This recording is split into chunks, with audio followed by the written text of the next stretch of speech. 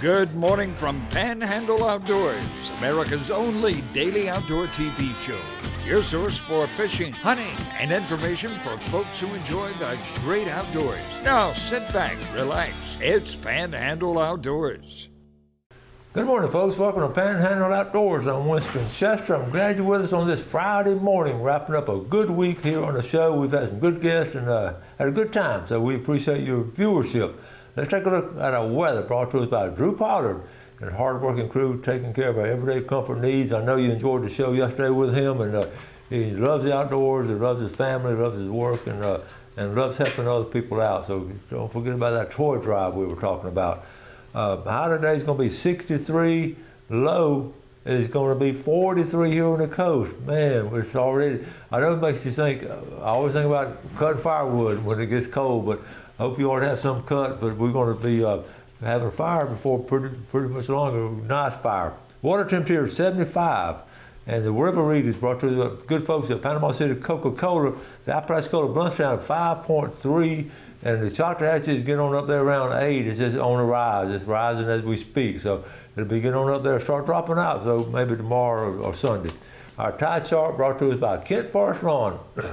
Not as quite as strong as it has been all week, but still have good tides. So high tide was this morning, right after midnight, and low tide will be coming in almost 12 hours later, right there at right about 12:20.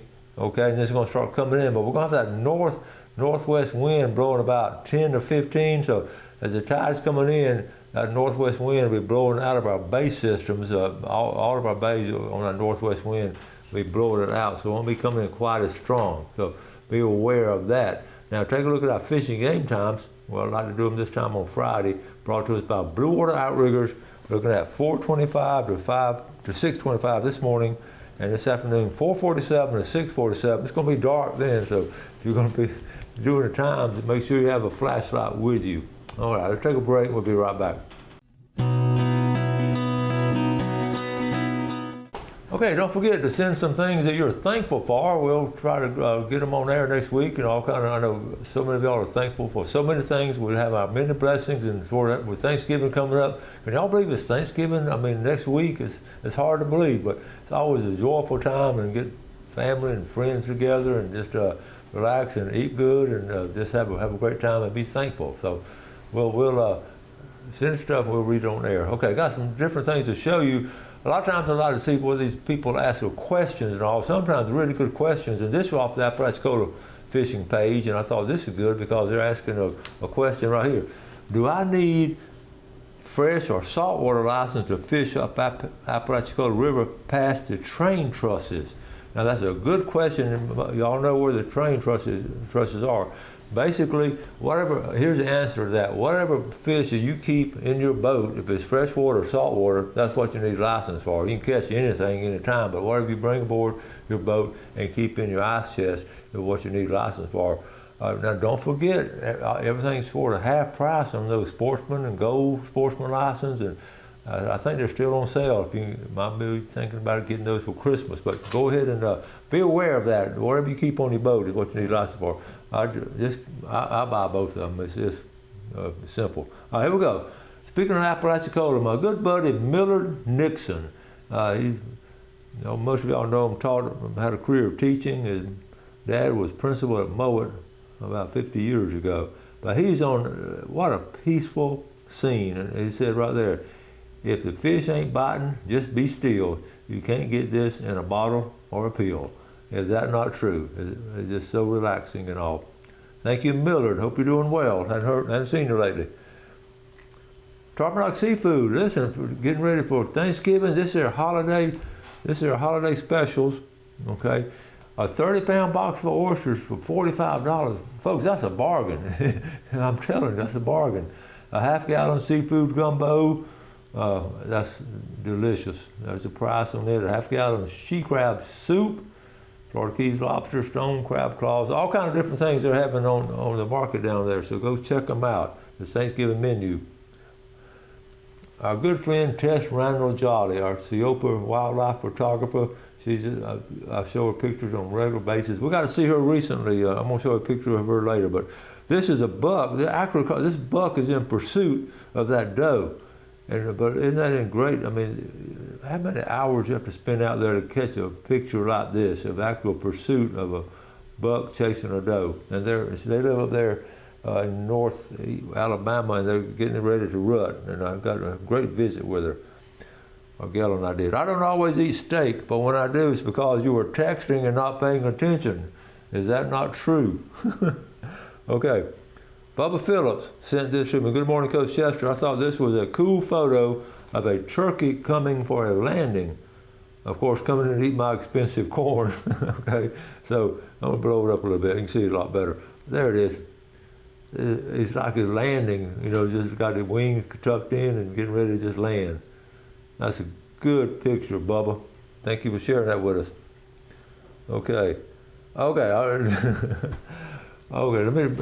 this is grilled octopus. Okay, here's the story behind it. There was a fundraiser Monday night for Life Management Center, and we get to go to Firefly, a group of us, this old scalloping crew, Greg Brudnick and all of us, and it's a taste testing kind of thing, and like 6 different dishes, and it's a fundraiser.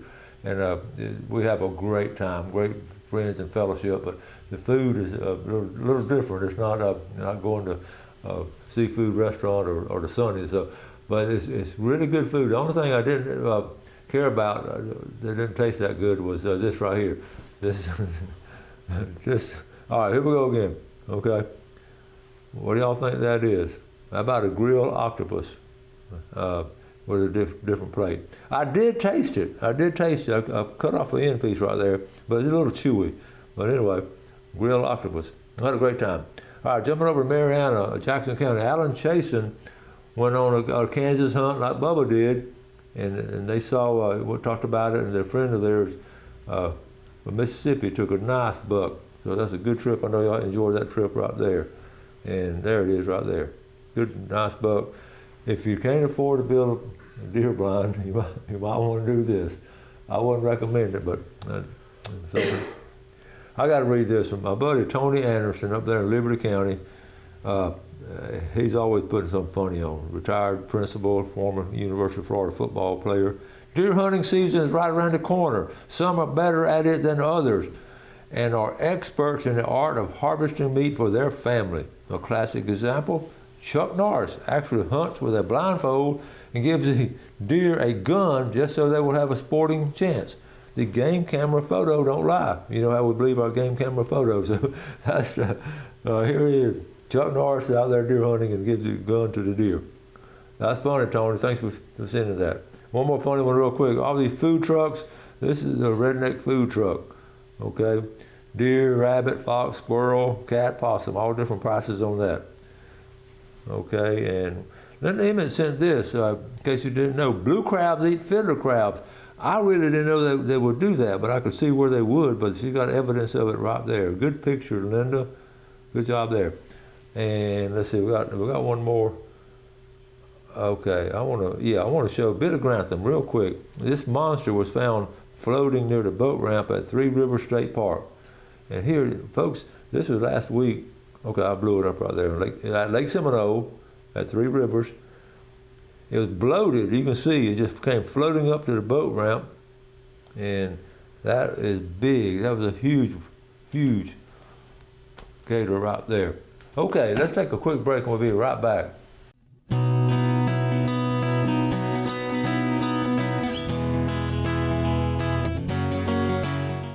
Okay, we just saw that picture from Billy Grantham of the gator. Now, Billy's really good about sending stuff or he's showing stuff. And this right here, this is not local, but this is, I laughed out loud when I saw it because, okay, here we go. This is middle school archery class. And they're pulling the wagon and the kids are actually shooting at the moving target. Is that not creative? I just cracked up. Look at those kids. Let's play that again. Okay, play that again. Okay, here we go. Boom. That is hilarious. I don't know if anybody hit it or not. I wouldn't be the cameraman because look at the arrows coming at you. They must have had it fixed. But is that not funny? I got tickled. That is at Spooner Middle School, and Gail looked it up for me. I'm not sure where that Spooner Middle School is, but I got tickled because I don't know if I would love to see something like that, but I don't think our risk management guy at the county office would let us do that in our local schools. But I thought that was very creative. Gail said there's a school like that up in Wisconsin, but I don't know. But that, I've never seen that before in an archery class. So kudos to them for taking care of it. Don't forget, we're going up Monday's show. I will show the video. You know, we talked about going to the pheasant hunt last weekend. Well, Gail finally got it edited. She does an amazing job. We really had it ready a couple of days ago. We've had guests the last 2 days. So we're going to show that video on the pheasant hunt on Monday's show. The whole show will be that pheasant hunt up there in Clarksville at the Four Feathers Plantation. And speaking of, you know, talking about different, I took my 12 gauge and all. If I take my shirt off, you see I still got a bruise here from my 12 gauge. But anyway, talking about shot size and different things on shot size. Now look this up just to share with you real quick. Well, the first one thing they list is pheasants, and the shot size is a 5 to 6. So I was good. I shot 6s at those pheasants, but I went on down basically. This is interesting, and I pretty well know this. A lot of folks go down to quail and dove and pigeon 7.5 or 8, and that's exactly what I do. Dove, I like a 7.5 on most all of those, 7.5 or 8. So that's recommended loads, and then one more. It actually shows the game on rabbits, and if you're squirrel hunting, a 5 or 6, and that's what using on that. Of course, a deer, you want to use a slug on a shotgun. So I just wanted to share those things with you. It came from have evidence on what's going on. Okay, now I want to take a couple of minutes to share something that Gail and I was able to do this past weekend. We went to or the weekend before. We've been busy every weekend doing a lot of fun things. Southeastern Outdoor Press Association, the good folks down there, they up there, they get together once a year now. The organization is sort of not that active, but we've still got a bunch of authors in it, outdoor writers, wildlife photographers like Tess Randall Jolly, and we still get together one weekend a year somewhere in the Southeast. This past weekend, or this past time, was up at Muscle Shoals, Alabama. I always want to go there because see the music and the recording studios up there. Plus, there's all kind of outdoor things right on Tennessee River, and all kind of cool things. I got a bunch of pictures, but it was just so refreshing again to see everyone because we hadn't been in the last couple of years with something that's come up with family. So I got a bunch of pictures. I'm going to go through pretty fast, but here we're going to start right here. I'm here with Galen up there, Rob Simbeck. That's the Fame Recording Studios. That's Florence, Alabama.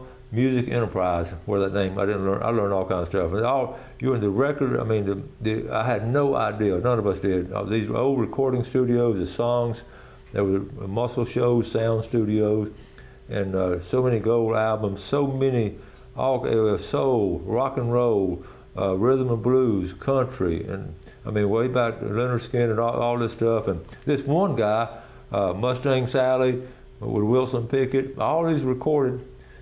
Slip away. I mean, it's amazing. Baby Don't Get Hooked on Me, Mac Davis and Donny Osmond and T.G. Shepard. He recorded, that was his studio right there, the Osmonds, and this guy right here donated his guitar because on that one guitar, he played 6 #1 songs. All those are #1 right there. Alan Jackson and Randy Travis and all that. So that's in the Alabama Music Hall of Fame. Helen Keller, that's her house she grew up in, Helen Keller up there. So more music studios. This is Muscle Shoals again. This is Billy Lawson. This guy was a character. I mean, he has his own studio. Brilliant. He's done all kind of music stuff. And he owns Wishbone Studios. And the records he's put in the Wishbone is something else. Always going to be somebody fishing with the group. Here we are outside the hotel, and a couple are going fishing and look at those right there in Tennessee River, a big mess of fish right there. But okay, right here, this picture right here. Okay, let me give you the background of this. Whitney, Tupelo was on like an hour from Muscle Shoals, and Whitney came over to see us that Saturday afternoon, spent Saturday night with us. She was very active when she was 13 or 14 years old doing that show. Y'all ask about her all the time. When she was doing the show, she and her dad, cast and call, and they would go to all the meetings and all the shows. So people just loved her and all. This is the first time she's seen these folks in 10 years, and they just had open arms. And I just want to show you some pictures. It made us feel so good. This is Lisa Snuggs, who puts the show on, Rob Simbeck, And there's Tess Randall Jolly. Takes all those pictures I just showed you a while ago. She was so proud to see her, and we just had a wonderful time. It just made her feel so welcome. That's the Mississippi folks there. And Whitney just having a good time telling them all the things she's been doing, and a couple of young people there. So then Saturday night they do the grinning and the picking, and they asked Whitney to come sing, and she hadn't sang in a long time, but they remember her singing, and she didn't know what to sing, and she ended up singing "Ring of Fire." So, and all these are talented musicians, and a great job, and they just had a wonderful time. And here we are again. It was so special to us, the love and all that they gave her, Rob Simback and so many of them, Tess Randall Jolly. But these people, they're just awesome people. Gail and I get to see some people. They asked me to play the piano, but I decided not to. That was in all kind of hit songs there. And then that's the group right there, and there's a bunch of good folks in it. Talented people. But more importantly, they're caring and loving people. And it was sort of a unique family atmosphere with all those folks and all. So I just wanted to share with you and talk about being a part of something and folks are doing good stuff and all.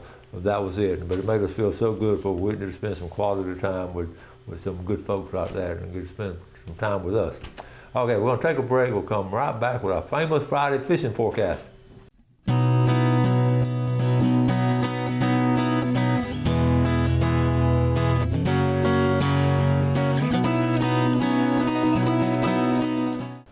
Okay, welcome back, and welcome to Famous Friday Fishing Forecast, brought to us by Jessica Lean Financial Group and Hammer Down Construction with Matt Andrews. We appreciate the good folks there sponsoring this segment of our show. We've got to do our draw, and thanks, Jeff, for reminding me. I got carried away with all those pictures. So here we go. The first one's going to be that mullet plate coming out of Gene's Oyster Bar. Good fried mullet.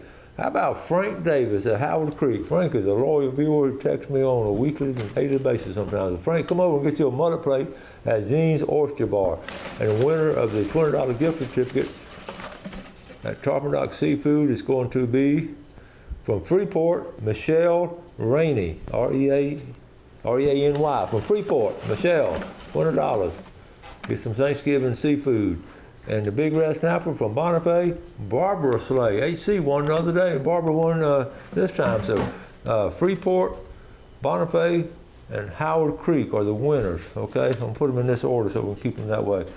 Now look, we on the fishing forecast, the big thing, of course, the freshwater, talk about it first. We've had all this rain, so we know what's going on there, and it's, let me see. So, the river's rising, so when the river rises, the old timers, they like it because the river's going to rise, and they know when it rises, it's going to start going down. And they know when it starts going down, they can do some serious fishing because the water's going to be a little bit muddy, but those catfish are really moving around. And they'll get up in the sloughs now, and then they're going to start coming back out of sloughs. That's when you have your trot lines and the bush hooks. So always a good time to do some catfishing this time of year. So freshwater. And the pond fishing still should be good. Bass fishing has been good. I've seen the pictures. You saw that, 9.5 pound Chad Taylor caught the other day, or last Saturday, I believe, 9.5 pound bass out of some Sandhill Pond. So that bass fishing is going to be good. Moving on now, getting back to freshwater, let's talk about inshore. We're looking at redfish, trout are good, and mullet. Now I just got a report from J.B. Hillard. He checked out a mullet hole yesterday on the Choctaw River. He said the mullet are still in those mullet holes. It's a little late for it, but they're still in there. They're catching mullet with that little gold hook. And he got there pretty early, he thought. He was the third boat in the mullet hole. And one guy had come over from Graceville. He got up at 3 o'clock that morning from Graceville and drove over there. And that's funny how fishing is. You want to be the first one there. So that's why people getting up there at all those times. So mullet fishing is going to be really good. Surf, let's jump, I'm going to just bounce around. Surf fishing, it's been churned up. We've had a lot of wind, but now we're getting a northwest wind, so it's going to calm it down. So we're going to get a feeding frenzy pretty soon because they don't really feed in that churning water. So this weekend could be a good time to go surf fishing at different places. And again, last week, if you remember, I showed some pompano being caught there also. And I always talk about bridge fishing. Off the piers and off the bridges, that should be good. It's going to this cold weather. You always think about, first thing you think about, those sheephead coming in with that cold weather. Now most of the flounders left. Now flounder season is going to open up, next week, December the 1st. So we're about a week away from flounder season opening back up. And like I said, there'll still be some strays still around in the water and all. So, okay, the Choctawhatchee River system, I mentioned it. The Apalachicola River system should be in good shape for catfishing and all. The bay fishing should be in good shape. Again, you want to stay out of that northwest wind, so you know where you need to go.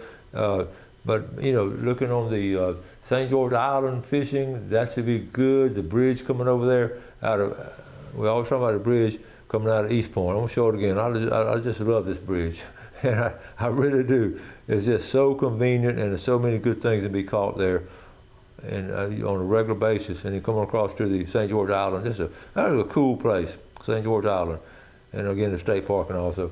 Carabel River should be pretty full right now. The Carabel River should have a lot of things in it. Let's bounce back up here to Indian Pass. We're talking about Indian Pass. We don't really. I talked about it later. Indian Pass right here. Indian Pass Campground. Now, again, a lot of food comes out of this channel right here. And if you can, this is going right here, where the boat ramp is and the campground. You can park there, and folks just walk along there and fish. And there's going to be some good fishing on the outgoing tide. I can promise you. Always good fishing. You can catch a little bit of everything: redfish, trout, and flounder is a good place to go. December the 1st, that morning on that outgoing tide, you can find it. That's going to be a really good place to go. And right around the corner from there will be some good whiting as this weather gets cold. We'll get started wrapping things up. I believe take a kid fishing with you. So this is our last weekend before Thanksgiving. Thanksgiving week. Don't forget the red snapper season open if you're going on a red snapper trip. That'll be a good, check up with your captains and all. I saw Billy Archer the other day, and he's taking a couple of trips along with Raphael and others. Wrap it up for the week. Been a good week. We appreciate the viewership. Thanks for all the feedback we get, and y'all do something good for someone else today. Enjoy the outdoors. Take care of it, and God bless. Thanks for watching America's only daily outdoor TV show, Panhandle Outdoors with Winston Chester, featuring hunting, fishing, and other activities and information to help you enjoy the great outdoors. Join us next time for Panhandle Outdoors.